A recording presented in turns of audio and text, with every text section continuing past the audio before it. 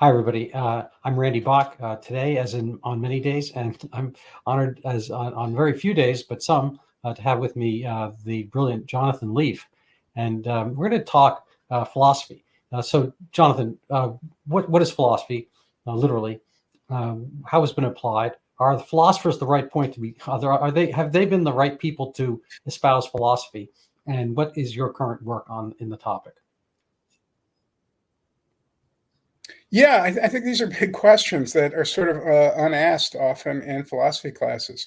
So thank you so much for having me on. So I guess I was telling you before we went on that I had a novel published last year, as you know, which got um, and the publisher of the novel asked me to do a Substack, and I started publishing as part of the Substack a short history of philosophy that I'd written in my spare time during the pandemic, actually. And the question I think you're bringing up is exactly right. Philosophy literally means the love of wisdom or the study of wisdom. And a lot of the people who are studying philosophy classes, and I'm talking about Socrates or Plato, Rousseau, we can mention a number of Hegel. They don't seem to display much wisdom. I mean, it would be very hard to find much wisdom in them. And many of the people who are promoting their ideas seem to fit that old comment of Orwell's about only an intellectual could believe that no ordinary person can be so stupid. So that's a real question. I don't mean this as a blanket condemnation of the field, because there are really brilliant people who are profound and wise that are covered in philosophy classes. But a lot of the stuff covered in philosophy classes, Rousseau and Marx are particularly egregious examples. They don't appear to display much wisdom, and that's a real problem. So the book is a critical history of philosophy. It's not some kind of enthusiastic endorsement of everything taught in philosophy classes. It's on your Substack right now, and I'll pop up your Substack so people can see it. But is it going to be a book? And but before we talk, say about the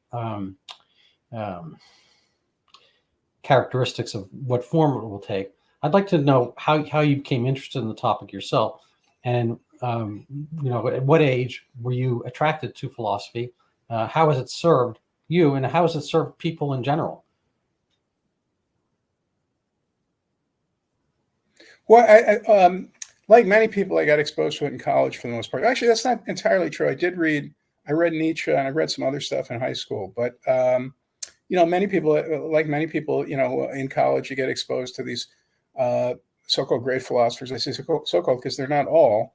And then right after college, actually, I was briefly employed by Rutgers University. I taught a summer class in philosophy, though I actually hadn't even been to graduate school at that point. And just over time, come to be more and more critical of a lot of what's taught and a lot of the basic ideas. And I think you and I, before we went on with this interview, you were asking, what the place of philosophy is. And I think that's a valid question, too. I mean, there's certainly political philosophy has enormous value, because we have to address this question of how do we organize ourselves as societies. But ethics, which is one of the subjects that philosophy addresses to great degree, I think it's a legitimate question. How much philosophy can provide people in lieu of religion? I mean, Spinoza's example of this. Spinoza's ethics are supposedly very profound, very great.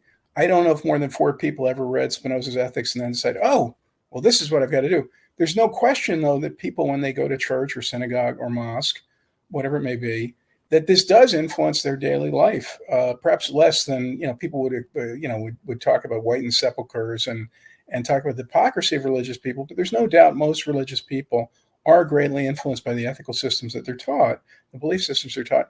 I don't know how much philosophy actually achieves in that realm. So I think that's a legitimate question. So along my reading of your writings, there's the concept of whether Karl Marx is a philosopher. Whether he was or was not, we'd have to decide who is it. I mean, with baseball players, it's usually easier to decide if somebody has been a baseball player or not. Whether they're a good baseball player is harder to tell. But basically, they have to be on the team. They have to, oftentimes wear a uniform, be a professional player. They're getting a salary. they have a position, they're getting graded, they have hits and so forth. And so there are a lot of things. I mean, I take some mental refuge in sports because it's kind of an absolute system. There's no, you talk about DEI on, at various businesses and so forth, but DEI doesn't really play out in sports because you want the best player, to hit or shoot or whatever it is your sport mandates. With philosophers, it seems to be much more of a vogue that the top players in the sport of philosophy, they vary by time, and it's really kind of in an ebb and flow. You point out that the kind of it goes in a sense with what is the predominant country at the time. We're talking about European philosophy. So during the Napoleonic era, there were philosophers that were prominent, but French. And then after that, with some waning of the Napoleonism and France in general, it shifted over to Germany, and that persisted until World War II. I'm not sure who the players are right now, but and again, it's because the NBA has objective standards, and NFL has we know who wins and loses, and which players get to persist in their contracts, and we can see their value by how much they get paid, so forth.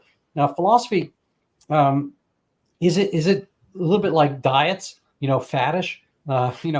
People always come to me with one diet or another. Is this the best diet? The keto diet, the lettuce diet, the carb diet. This, and I'm like, well, the fact that one keeps superseding the other, every few years would imply to me that none of them work unless it's the very last one. But we don't really know yet. But wait 5 years and it'll be something else. So is it just literally almost like fashion? Shorts. Yeah, I think without question. I mean, even people that people think of as eternally important, the so-called immortals of philosophy. Plato's Republic is regarded today as this book that has always been the central work in Western philosophy, except it's not true. It wasn't even translated into English until 1763. Most of the major English philosophers of the empiricist period had never read it. I looked into this and I couldn't find any evidence that Hume or Adam Smith or Locke had ever read it. Hobbes, I'm sure, had read it. Hobbes was very familiar with Greek writing in general. He did a translation of Thucydides' History of the Peloponnesian Wars. But Voltaire talks about Plato. I don't think Voltaire had ever read it. Many people were interested in, they call them the divine dialogues, certain much shorter dialogues of Plato that deal with the idea of ideal forms. But this philosophical work dealing with politics, that I'm sure Plato considered his major work for most of his life, the Republic, there doesn't seem to be much evidence that it certainly wasn't read in the Middle Ages. Nobody even had copies of it in Europe.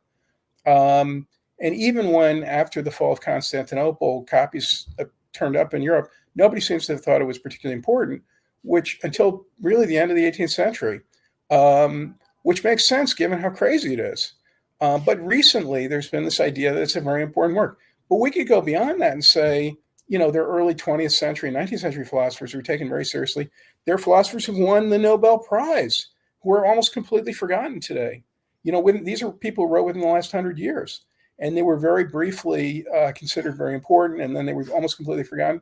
We even have this very weird case of Wittgenstein, where he started out with one set of philosophical values. He claimed that he was trying to produce a pure logical system of philosophy, and then in his Tractatus, and then later with his philosophical investigations, which were published posthumously, he said, no, I'm not trying to do that at all.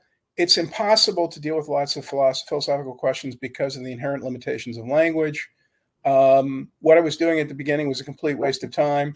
And there are people who are fascinated by both works without even realizing that there's an inherent contradiction here.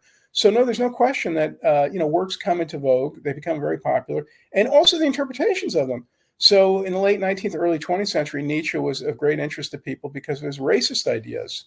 And then later, they kind of expunged all that, perhaps to some extent fairly or justly, because it turns out he was very hostile to Germany and to German intellectualism and German art and culture in certain ways. And it turns out though he made many comments that can be construed as anti-Semitic, he also really admired a lot of Jewish artists like Mendelssohn and Heinrich Heine. But, there's no question they're fads. I mean, a current one is there's this writer, Judith Butler, who's the one who's come up with the idea of that, lesbian feminists should have a natural reason to feel connected to Islamic radicals and, communists in Cuba and so forth. And most of us regard this as a ridiculous idea because we're in the real world, the sane world. We're not crazy. But the point is, there are a lot of people who are really interested in these ideas. We can see it in college campuses with a lot of these protests that are going on right now. So yeah, there's no question. There's a real element of faddishness in philosophy, and it's one of the problems. So to get back to Plato's Republic per se, I have only kind of read it bits and pieces. My wife is a classicist, so I absorb some of these concepts by proxy, and in conversation obliquely, whatnot. But my understanding of Plato's Republic is that Karl Marx might very well have enjoyed it. I don't know if he read it or not. Has Plato's Republic? Well, one of the big influences on Marx, whether perhaps indirectly, like you said, is Rousseau. And Rousseau did say that he considered the Republic the greatest work on education ever written. So we know Rousseau was very influenced by the Republic. He had read it. It was translated into French before it was translated into English. There's a French translation that exists as a single volume from like the 1720s. And Rousseau had read it, and Rousseau was very influenced. But yeah, the whole idea of a new society based on totalitarian structure, which there would be limited property, and you'd kind of remake the whole of society. That idea does seem to have influenced Rousseau and indirectly Marx. Absolutely. So the fact that I probably no secret, I went to school, and probably you did too. And I had a kind of a reverence for schooling and for studying, and I was a good boy. I tried to do well in my classes, and apparently did well enough to be commended with more school. The reward for doing well in school is school. But I've come over the years to have a little bit more skepticism about what goes on in schools and why certain things are there. And I went to kind of I guess an elite secondary school for high school. New York City, and Plato's Republic was taught. Why did it show up in the school versus some other works? Say, maybe those of Adam Smith or something like that. Is there, you mentioned selection bias in your work on philosophy, as that a certain amount of philosophy is through the lens of these guys who are philosophers. So it's not as, say, manifold or accessible as certain aspects of science, which can be seen through different lenses objectively. But is there, again, kind of this bias that gets put upon people, the way many people get their news about, one candidate or another through their own political lens. People who only hear about Donald Trump through MSNBC have kind of a skewed version of him. So, a little bit like the seven blind men and the elephant, are we just getting these sense and sensibilities about philosophical concept through imposition? Yeah, I think absolutely. I think that's exactly what it is. And I think Republic, and there are other works we could talk about too, Rousseau and Marx being examples, they appeal to intellectuals. But we would have to ask the question, are these sane or rational ideas? In the case of Socrates, one of the things that particularly should indict, or Plato, should indict these people is that, they lived in the Periclean age. They didn't live in something like a Periclean age. They lived in the actual Periclean age. They lived in a time period when Athens had a higher standard of living than any society that existed for about 2,000 years afterwards, all the way up until probably about the 1600s in the Netherlands. No society in the world, in China, India, no society in the world seems to have had as high a standard of living as the Periclean age Athenians. They also produced Sophocles, Euripides, the sculptures of Phidias. They built the Parthenon.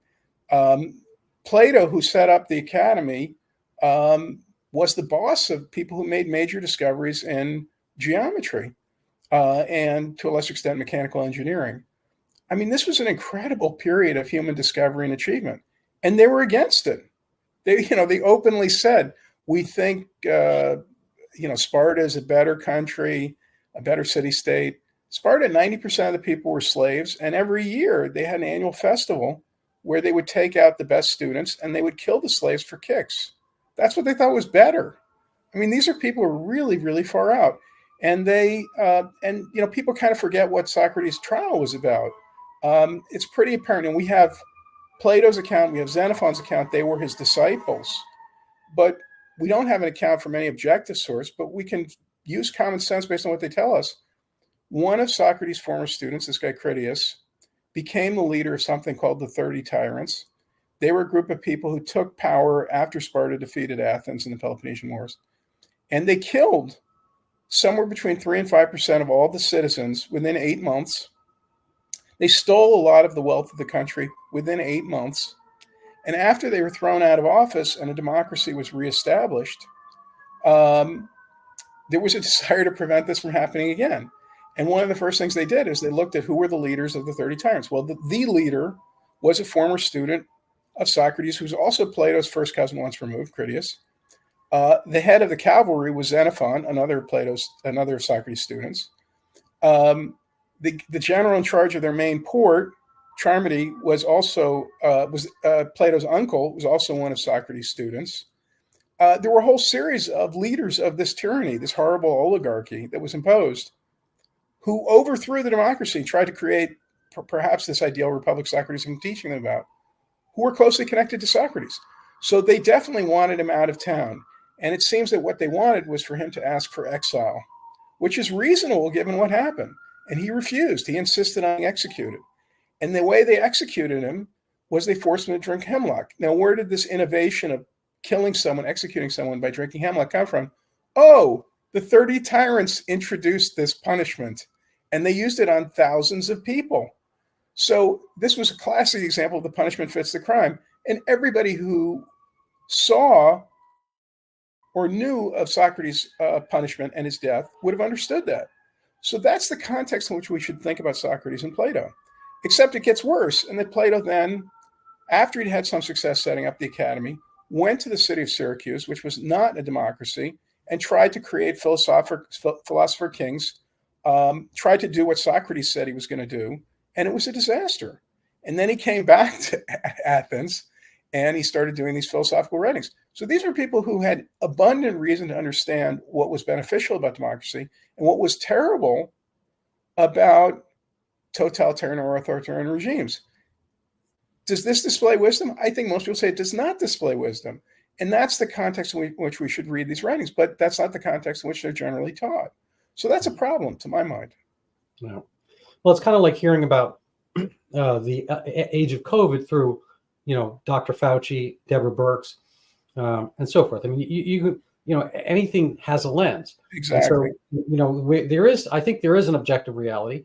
I don't know which branch of philosophy that puts me in, but you're going to get your ideas and concepts and what you think might be previous facts through some kind of chain of custody, and that if certain people are left out of submission, of being able to add to that general canon of knowledge, then you're going to get something skewed. So there's bias, and bias is a big issue for obviously for science, and it should be for philosophy, but it doesn't seem to be. And it seems to be that there's always this kind of like push from the schools to remake society in this kind of like totalitarian way. And getting back to sports, there's an old expression that politics is Hollywood for ugly people. If you are handsome and gorgeous, whatever, you go into Hollywood and then you're adored and you have these roles and so forth. I mean, you probably have issues beside that. I'm not going to get into it. And if you're really good at athletics, you can go into, professional sports. And if you're, tall, you probably can do both. You can be Bill Bradley and go into sports and then politics. Or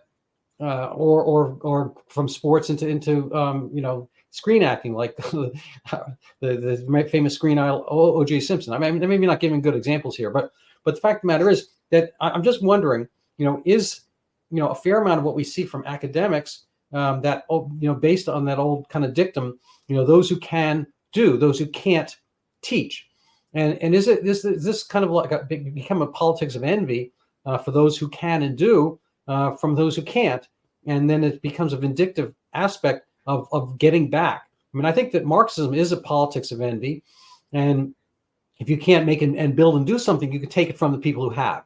And historically, people got ahead through, like your 30 tyrants, or whatever, by raping and pillaging and stealing. It's only later in kind of the Adam Smithian view of the virtuous circle that people can get ahead by helping each other, by working at something they're good at, and everyone gets ahead. It becomes a positive sum game as opposed to a zero sum game, where there's a certain amount of wealth, and it becomes a matter of getting that gold and stealing it, and then capturing a sort of a kind of game of capture of the flag. So, I don't want to indict all of philosophy, because I think there's some fascinating questions about it. I think we all engage with it some way or another. But is there good philosophy? Is there bad philosophy? And are there good purveyors of say, the better path? Wow, so many questions. Wow. I agree with so many things you said, but let me try to address those answers. I think you've provided the answers. So yeah, I think part of the problem is that intellectuals who teach philosophy are attracted to certain types of thinkers. And I say there's what I call the typical philosopher, I say exhibits the big four. The big four, they're irritable, they're disagreeable, they're unattractive to the opposite sex, and they're melancholy. This is the typical philosopher. I want you to repeat that. I want to hear those again. Irritable, disagreeable. I think it's irritable. I think it's irritable, disagreeable, melancholy, and unattractive to the opposite sex. That describes most philosophers, most of the famous philosophers. In Socrates' case, I think he was more interested in men than women, but he was famously ugly. I mean, this is kind of characteristic of philosophers.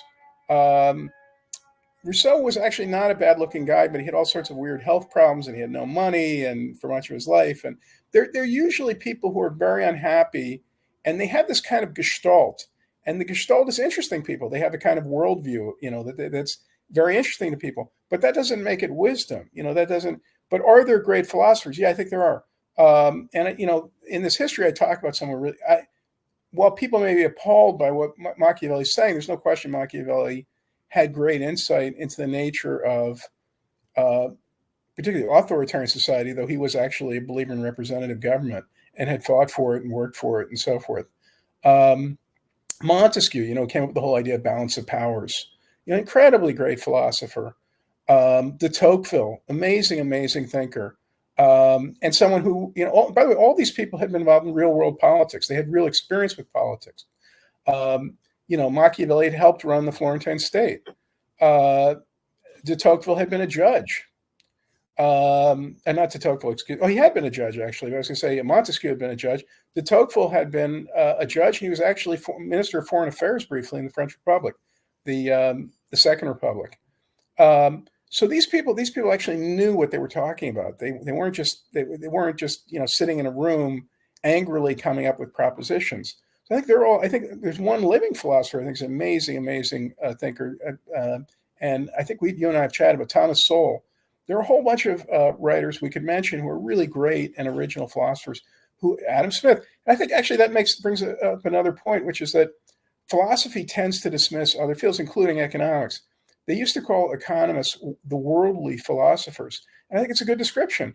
How you produce wealth and how you allocate resources, these are the basic questions of economics. These are profound philosophical questions. So you really can't talk about philosophy, to me, at least political philosophy, without making some acknowledgement of economics. In fact, that's one of the issues with people like John Rawls, that they're talking about moral questions that deal with the issue of scarcity of resources without talking about economic consequences. And I do think Rawls was a really original thinker, and I'm not dismissing Rawls, but you have to also address these questions too. You can't talk about one without the other. Well, this idea that there's no such thing as objective truth, which is often advanced in philosophy classes, and I guess I literally heard at a dinner party a couple of weeks ago from somebody who had studied with someone who had studied with Karl Popper, the Viennese philosopher. It's certainly, obviously, it's very difficult to determine what objective truth is, but the notion that there's no objective truth runs into a big problem, which is that we have all these scientific and technical achievements that have emerged in recent centuries, which would be impossible if there were no objective truth. So how did we send someone to the moon 250,000 miles from here and get them back? How is it that people developed a nuclear weapon? How is it that you have a cell phone in your pocket that relies on literally billions of circuits that are sending messages all along a series of millions and millions of circuits, connections up into space to a satellite, back to your phone, and then telling the phone through all these circuits how to create a picture on the screen. How would that be possible if there were no objective truth? Obviously, there is objective truth, whether or not we can easily determine it. You make excellent points there. Obviously, for some silly reason, this thought occurred to me. I mean, we are a species that's interesting. I mean, every species technically is unique, but we have really I suppose, the prime position on Earth as the species that knows how to read and write and create smartphones out of sand and rocks mixed in with lightning. So I'm wondering if other species somehow came up with philosophy. I don't think they have the luxury of time to do so. There's kind of the parsimony of the forest, of the jungle, and so forth, where animals are pretty much on an entire as needed basis, get food every day, and if you have a little bit extra, then it's time to breed, and you have your generation, then you die, kind of thing. So I don't think they have the capabilities and abilities of Periclean Athenians to sit back and have a literal symposium of which means drinking together. I assume a little bit of wine, whatnot. They don't know how to make that stuff, and so forth. But maybe some of the species that might come closest are dogs, who have pretty much a life of luxury, unlike domesticated dogs, that is, unlike any other animal on Earth, perhaps, except for cats, maybe a few parakeets, whatnot. But if dogs had philosophers, there could be various schools of philosophy within the canine kingdom, and some might be part of the Michael Vick school of battling dogs against each other, and others might kind of be more interested in the Westminster school of training, and there might be some profound ethics of being that perfect dog with perfect movement and whatnot. But we would be able to see it as some of the absurdities of what it is, that it's so dependent on your circumstance and which household you wind up being in. That being said, the dogs still have some objective reality. They need to eat every day. They have societal realities of mating and moods and sniffing and whatnot, and they have their own parameters. It's just kind of always seems to be a mildly humorous thing that humans spend so much time thinking about this, but only when they can. I mean, at certain places they can't, and they don't, and they won't. And we see maybe philosophy show up as a capability of dominant cultures with extra spare time, if that's not redundant. Yeah, and I think that many of the most influential philosophers were people who had too much time on their hands. I don't think there's any question about them. That includes some ones that I think you and I really admire, like Locke and Smith, who were academics and they had lots of time on their hands. But there's no question. I mean, Socrates is an example of this, and Plato are examples of this. Socrates was a stonemason. At some point in his 40s, he got an inheritance, and he basically decided he wasn't going to work anymore. He just hung out trying to meet young men whom he professed he was teaching. It's a real surprise, by the way, that his wife was very unhappy with him, Xanthippe. And Plato came from a wealthy family too, and he used this money and his connections to try and help set up the academy. These were idle wealthy people. Socrates may not have been that wealthy, but they had a lot of time on their hands, and in a way, this is bad because they were busy doing this rather than doing ostensibly productive things, and they often didn't have to think through how things actually work in the real world. And I think that's one of the real contrasts between the philosophers who actually were involved in things like governance and the philosophers who just sat in a garret coming up with angry, resentful reasons to unmake civil society. And Marx would be kind of a quintessential example of this. And he was financed, of course. His friend Engels gave him money to come up with his various screeds and tirades. Yeah, I read Paul Johnson's Intellectuals after, I think, reading Modern Times. I don't know if Paul Johnson was a philosopher or not. He was an interesting historian. And like so many can't tell, it's when you see these movies about rock and roll bands or something like that, there's basically one arc. They're all scrappy kids. They get together, they find out they can sing, they get in front of a few bands, they want to meet girls. Then they get famous, then they do cocaine, then they do this drug. So they have this whole dissolution, then resolution, kind of arc. And then you watch the documentary of them years later. They're on their reunion tour. One of them has died because of overdose or something like that. And the rest of them all get together. They've all been through AA and blah, blah, blah. Everyone lives happily ever after to a point, blah, blah, blah. And you buy their new album. But what's the point there? It seems that a lot of these, arcs follow the same pathway with philosophers, that they it's almost the opposite. They start out rich, and then they kind of, work in a sense downward, kind of like negate the wealth or kind of work out through the guilt of having something that other people don't. And you get all these kind of proto-Marxists or pre-Marxists in the case of Rousseau and perhaps Plato, who just have, some kind of resentment that they can't, I think there's something, interesting about, that men, I think philosophy has been a man's game.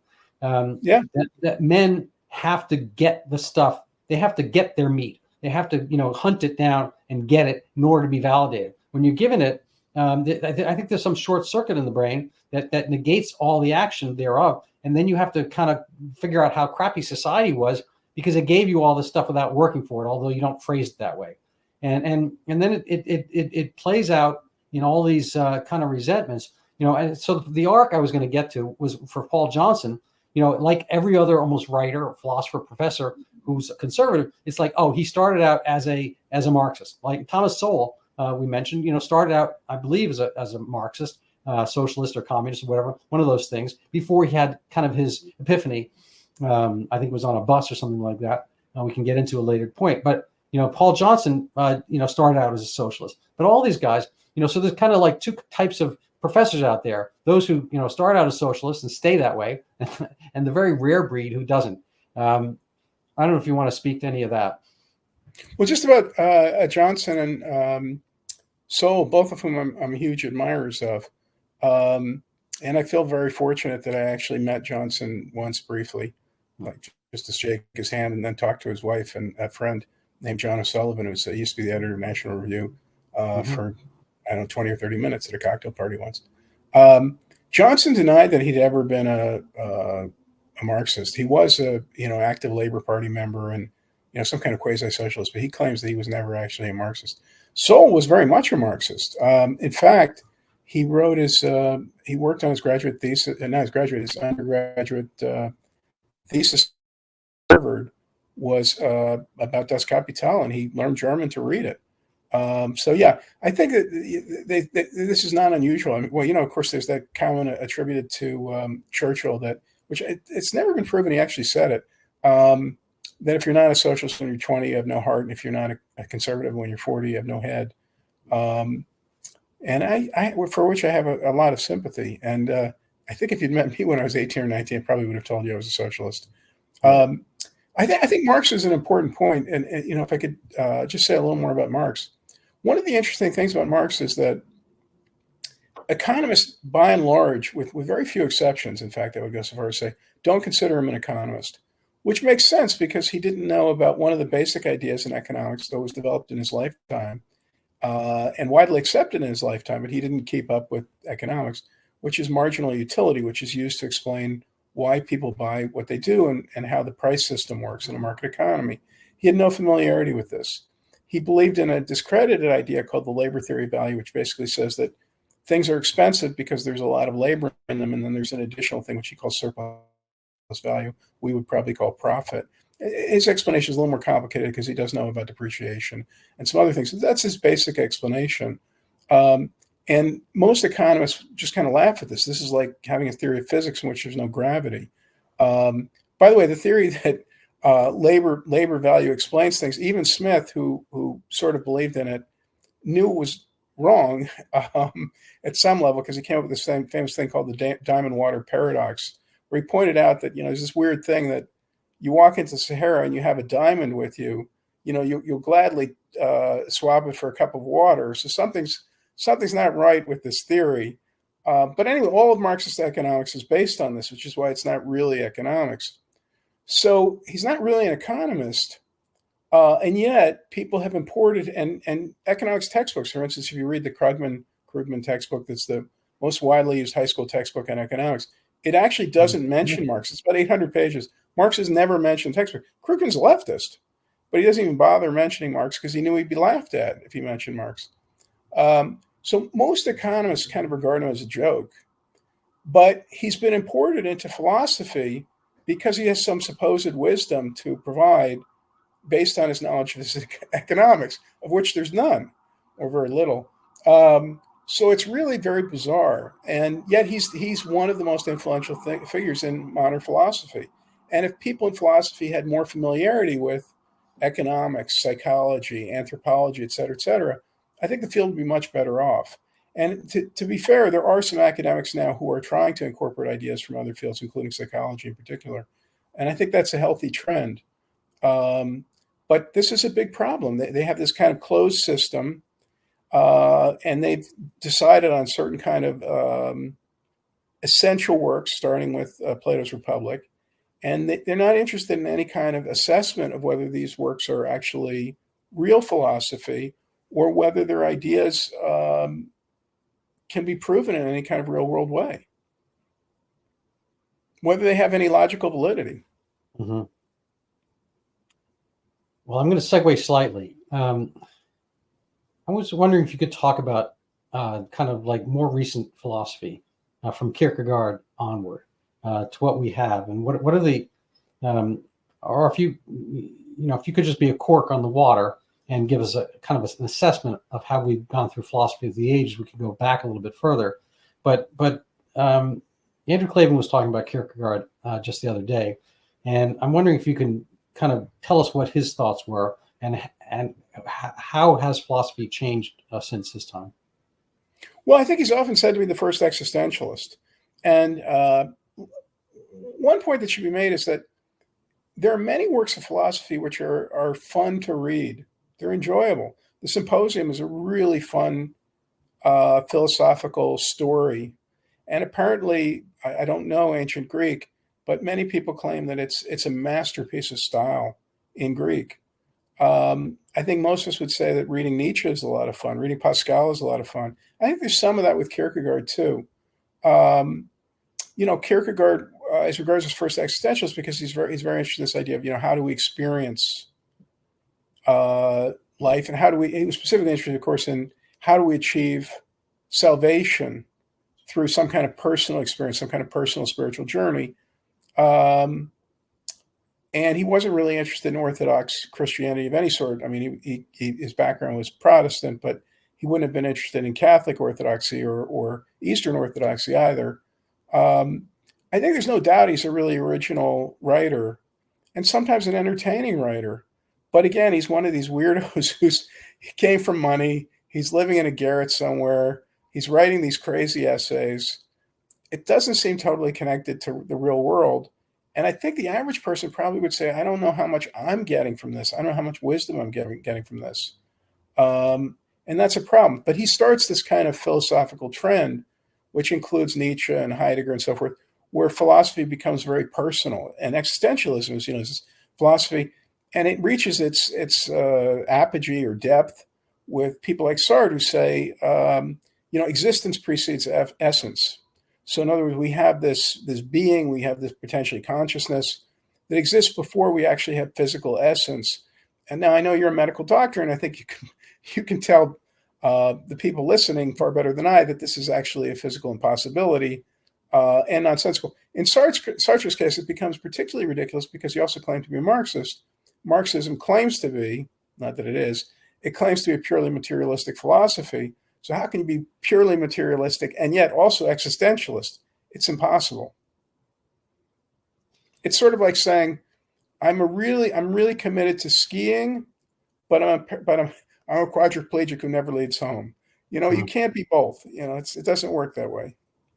Well, unless you have an Oculus or something like that. I mean, theoretically, there are versions of skiing that you could imagine yourself doing. And these days, I can think of it. I came up with that with the analogy off the top of my head. Forgive me. I'm sure we come with no, a no, better one. no, no. I mean, I think it's there, and it also brings up the question. Is Sartre just really kind of a religious, does he have religiosity without wanting to name it that? He wants to be, more of a L. Ron Hubbard, start an own religion without actually, going to the church he might have been brought up in. And again, this gets back to kind of resentment and having to do it your way. I think a lot of it has, a lot of these things come down to resentments.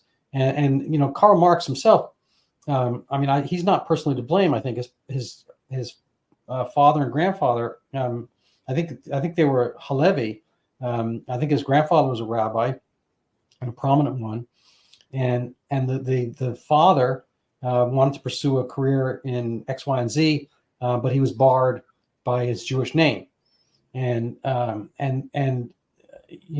rather than double down on the Jewish thing and do what people might do today, and if you're felt a little bit aggrieved as a Muslim, you might take a very opposite tack. But they kind of they sublimated and subsumed themselves in German Lutheranism or whatever Protestant branch, and then I guess had Karl baptized. I don't think he grew up Jewish at all, but the whole idea of renaming yourself, getting away from the heritage and whatnot. I think there was some resentment about what it was to be a Jew, and or the fact that you had to be this other religion in order to succeed in Germany. And I'm not sure how much of that got steeped into young Karl's upbringing, but I can't imagine it was absent either. I think people have claimed that he was 10 or 12 or something when they converted. And people have claimed, I think some people have claimed that he actually may have been a religious Christian for a time when he was an adolescent. But yeah, it must have been a very weird experience. And then he got thrown out of more than one country, which of course made him very angry and bitter too. He was as you know, he was a huge snob, and he married a woman who was a granddaughter of, I think it was the Duke of Brunswick.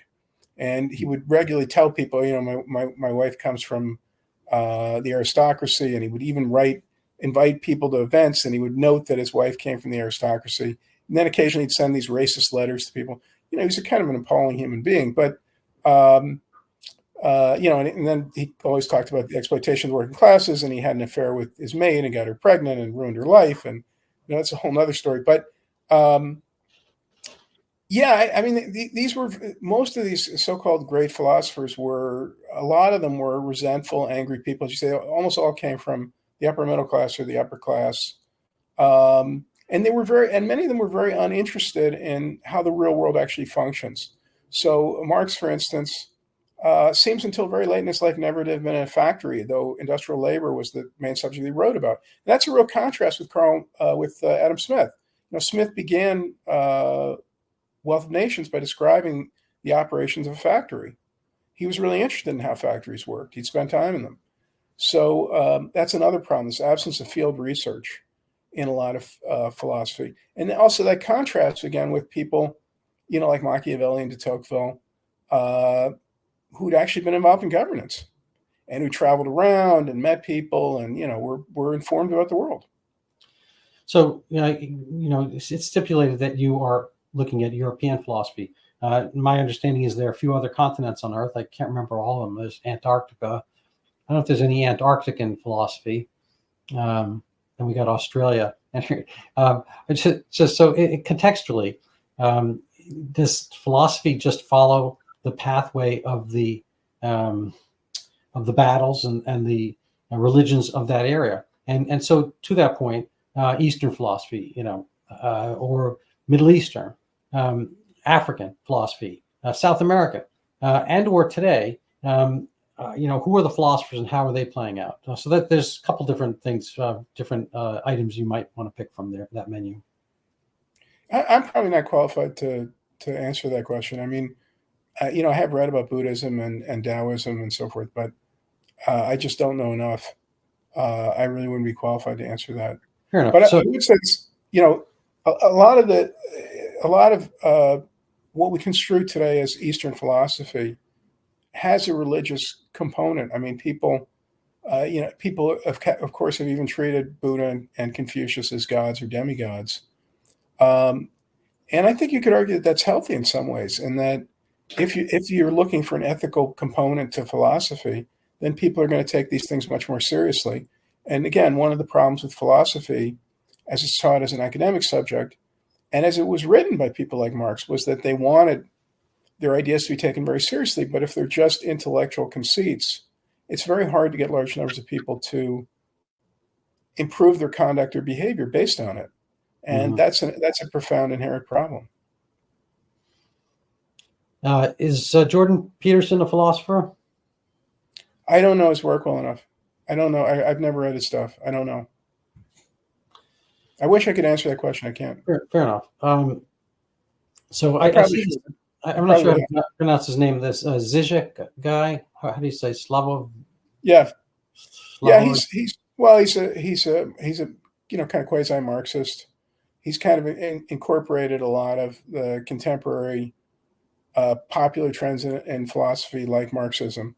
Interesting to note, in 2016 he endorsed Donald Trump because he's a critic of neoliberalism. I have some sympathy for that. Like so many contemporary philosophers, his writing borders on gibberish. So that's a whole nother recent trend in philosophy, though I think it really goes back to Hegel. Since Hegel, there's been a whole phenomenon of academics using the prestige of their academic posts to promote their ideas. And, young people go off to colleges and universities. They're often very uncritical. They're enthusiasts. And they hear people, and they start to take them very seriously, who often are trying to impress them like cult leaders by talking in mostly interminable gibberish. I think Hegel was sort of one of the first to really effectively work in this vein, but there are a whole lot of them today. And Zizek, to some extent, seems to be of that. Derrida, obviously, is a much more notable figure, though. There seems to be more of a coherent philosophy with Derrida, too. Yeah. So is Karl Marx readable? No, though, I actually think that this is a complicated subject. The things that he wrote that are readable, he wrote with Engels. And Engels obviously is a much better writer.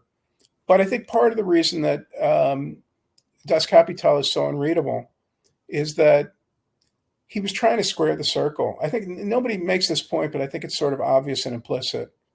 So his basic idea was that, getting back to his labor, is unfortunately going to be a little bit granular here. But, he had this idea that there was something called immiseration. He claimed that the poor would get poorer. Now, in his lifetime, industrial laborers' wages went up a lot, probably doubled. But he had this theory that they were going to get poorer. And he claimed that wages of workers were going to go down. But they didn't. They went up. And they've gone up a lot since. We've had a recent problem of increased inequality because of things like the decline of unions, even more immigration of unskilled workers, increased international trade, et cetera. But overall, worldwide, there's been this huge increase in the wages of industrial workers, which is the opposite of what Marx predicted, though his theory is supposedly scientific and, effective method of prediction. So he had this theory that workers were going to get poorer. He also had a theory that there was going to be a worldwide overproduction of goods and profits of companies would dwindle. And he claimed that this would produce the circumstances that would lead to the revolution that he predicted. Now, there's a problem here, which is that if profits are going down and wages are going down, and that's the whole source of prices, which to a large extent is what he was arguing. I mean, there's a lot more detail we can go into here. He does talk about depreciation, does talk about some other things. But if that's the case, it's actually this is actually impossible. This is sort of like saying 2 + 2 equals 0. It cannot be that wages will go down and profits will go down, and that explains prices. So he has this theory again. So as I mentioned, he says there's going to be a worldwide overproduction of goods. So he says there's going to be a problem of supply. But if you say that, what you're really saying is that prices are not based on the wages of the workers and the surplus value or profit. They're actually based on supply and demand. Right. So you're presenting a completely different theory in the second half of your prediction. So it's like you start off by saying snow is rain that has gotten colder and it's turned into a solid form. Okay, all right. And then you say, no, rain is actually sulfur. It's actually sulfur dioxide from the mountain. You've got this totally different theory. You cannot combine the two theories. They're totally different. So there was no way that he could explain his ideas. So he just goes on with various critiques of capitalism and occasionally interjects his theories. There's no way that this can work. So the whole thing is totally incoherent, and it just goes on for hundreds of pages. But it reflects the fact that his ideas are incoherent.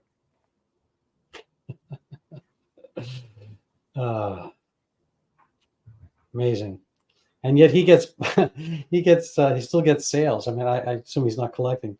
But it's just kind of a funny thing because, this Marx stuff is everywhere. Yeah. And it's really like, I was before we got on, I was talking about my forays into philosophy as an undergraduate, which were basically nil. This is like, how many strict philosophy classes I took as an undergrad. And I was a chemistry and physics major, and I was interested in sciences and so forth. And, again, maybe like the NBA, I was interested in answers, scores and things that actually, had cause and effect and so forth. You could measure and whatnot. I don't know, probably screw loose in my brain or maybe too tight, either way. But, I when I went to Yale, there were far fewer gals. It was like a distinct minority of the class. And so, the guys, would look, longingly at a lot of the women around, and they were always carrying, about 3 or 5 of these books by, George Lukács or Gramsci. And I had no idea who these people were, but there was kind of a romanticism about them because in the library, we actually had these things called books back then before smartphones. And, they'd be, reading, and it was just kind of like, at one point I was one of the girls in like women, whatever, a couple of classes ahead of me. I asked her, well, who is this? And like, what actually goes on? What is, and I'm not sure I pronounced the name right at the time, but what is Gramsci? Like, and she started to explain it, but it made absolutely no sense to me, but I smiled anyway.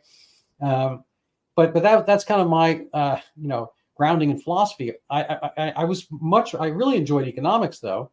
And I found that, kind of fascinating. I had like a heterodox view. I was lucky to get this guy named Mark Rosenzweig, I think. And he was teaching economics, but really kind of from a dissident position within the economics department, because he was, very strictly kind of a Smithian, Adam Smithian, and very strictly about supply and demand. And we talked about, growing the, I don't want to get into it all, but, a lot of, as we've kind of, maybe emphasized here, a lot of the better economists are those who, actually had some, were able to, it's like going to a car mechanic who's, never seen a car.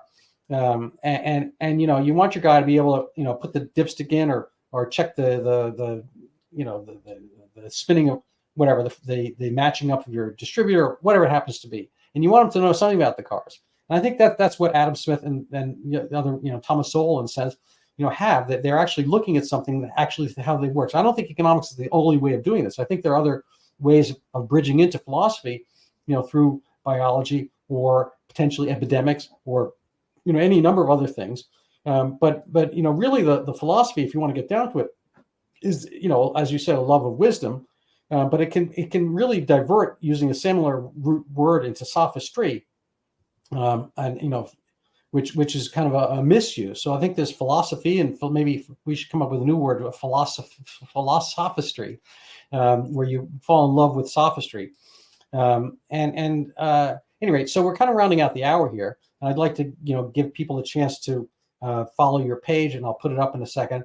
But maybe you can. I would love to see you maybe on PragerU or something like that, or someplace go over philosophy, because I think we hear a lot about it, but it's very difficult for people to know the players without a scorecard, and most of the scorecards that are being handed out are probably fallacious. Thank you so much for all you said and for having me on. Just to get back to Sowell, actually I'd forgotten this, but the thing that caused Sowell to lose faith and interest in Marxism. It's a very specific thing. It's interesting. He talks about it in his memoirs. He's talked about it in a number of places. He got hired, I guess it was when he was in graduate school at the University of Chicago. He got hired to do some work, I think it was over a summer, at the Department of Labor in Washington, D.C. And they were doing research on minimum wage laws. And one of the places that minimum wage laws had very perverse effects was, as you might guess, which minimum wage laws, of course, are price floors. They're distortions of the normal mechanisms of the market of supply and demand. Was Puerto Rico, because Puerto Rico is very poor. And when they imposed minimum wage laws in Puerto Rico, it led to a lot of unemployment. The appeal of setting up factories there, particularly sugar factories, was that the labor was very cheap. Plus, you didn't have to pay federal income tax on the profits of your operations there at the time. So, American sugar producers set up shop there doing the refining. And when they started instituting minimum wage laws, there was a lot of unemployment. And he said that was the first thing that got him to understand just how powerful supply and demand is, and to understand that Marx didn't know what he was talking about. Marx didn't understand economics. And then he started studying with George Stigler, who's considered one of the major figures in the history of economics, particularly dealing with movement of prices. And he studied with Friedman, and he met von Hayek and so forth. But he said even before he'd had any of those encounters, the experience of seeing statistically, it wasn't even going in the field actually, it was just seeing statistically the effect of minimum wage laws on employment. It just changed his whole perspective on economics. And that gets again to, you have to go out in the real world and learn what's going on to have some wisdom. And that's also part of the reason that I think most of us would acknowledge that older people, particularly older people who've had meaningful careers, let's say as doctors, that they have a lot more wisdom than young people often do. And, this is a basic and obvious point. Yeah, no, it's funny. I went to medical school, but, I hang out here and there with some physicians, and I'm not going to say I'm more worldly because that's kind of a stretch, but I ran my own medical practice for 27 years. And I have to tell you, a lot of things that I think, give me maybe a broader, Isaac Newton was a smart guy. But he said, I'm standing on a lot of what I have is because I've been standing on the shoulder of giants. A lot of what I have is not because I've been standing on the shoulder of giants, but I've been standing on the shoulders of so many others, not necessarily giants, but just regular people. I at various times I had to, have an emergency with plumbing. I'm not going to get more specific about it, but I ran my own practice. You don't have time to get a plumber necessarily. Somebody does something, and I'm running the place. The nurses don't want to touch X, Y, and Z. And I've had to do that. At certain times, there were issues with a leaky, roof or whatever. I've had to come up with situations and answers, and somebody coming in bleeding. There's just different things that you don't hear about in medical school. I've had to balance books. I had to do payroll, back before computers, and I had to do billing before computers and after computers and all that kind of stuff. And it's I didn't have the money running my own practice to get everybody to do everything for me. So, I learned. I didn't really do spreadsheets at the beginning, but over time you learn how to do stuff. You have to be able to figure out your accounts receivable. You have to be able to figure out how to pursue and whether to pursue, debts and whatnot, whether to collect copay. There's a lot of things that are economic in a sense. Economy, is Greek, and it really comes from the word for home, and figure out how to run your home. It's a management tool, and I think we have a lot of people who are very smart in a sense, but don't know how to manage things. I mean, we see this in, I mentioned the college protests earlier, and basically we have the weirdest, most ludicrous ideas essentially coming out of campuses because people have had this postpone of having to actually figure things out in order to pay for the things they're getting.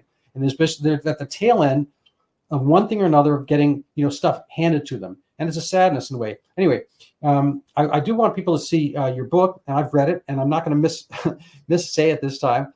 City of Angles. I missaid it previously because obviously it's referring to Los Angeles. But I love this book. I'll be honest, it took me a little bit to get into it.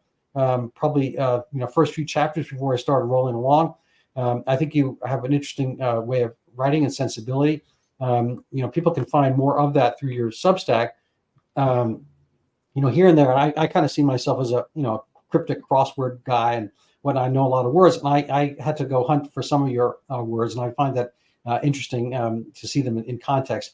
but people can follow a couple of your novels here, City of Angles, and you've got Herd Immunity as a book, and then there's various chapters of your history of philosophy. And if they enjoyed our discussion and discourse and exegesis today, they can go to your Substack and contribute and get the higher level content. And lastly, if you want to help support my efforts here, I have a book called Overturning Zika, the Pandemic That Never Was. Completely, oops, I don't think I put any of this stuff up. I apologize. I'm in backwards order. Here's the page with my book, Overturning Zika, the Pandemic That Never Was. If you want to help support the video cast, you can go buy the book. It's even better if you read it. That would be lovely. The Substack is here. It's Jonathan's Substack. That's named after you, I guess, unless there's some other Jonathan. And here is a City of Angles on Amazon, and maybe sold elsewhere, but that's where I purchased it, and I recommend people go buy it. So thank you for all that, and people can find you, I guess, you've written elsewhere. But any final words? Thank you so much. It's been such a pleasure, and I'm grateful to be on this show, and I think you're brilliant, and we will talk more. All right, perfect. And I hope people they buy both of those books, and they go to the Substack. Right. Will they get a discount? Well, no, but it's not that expensive. Neither is expensive. Yeah, fair enough. I'm going to actually leave one last plug, because this is my latest piece. It's a little bit different segue, but it's the methadone maintenance ignited America's opioid crisis. I write for Brownstone, and I think this I learned so much. I mean, what I really enjoyed about writing, as opposed to my medical career per se, is that medicine, you wind up doing a lot of things you already know. When I'm doing writing, I learn so much that I didn't as I'm doing it. So that's you don't want to experiment on people, but when you're writing, you can somewhat experiment where your knowledge base takes you. So thank you so much. Look forward to hearing more from you and getting to meet you again.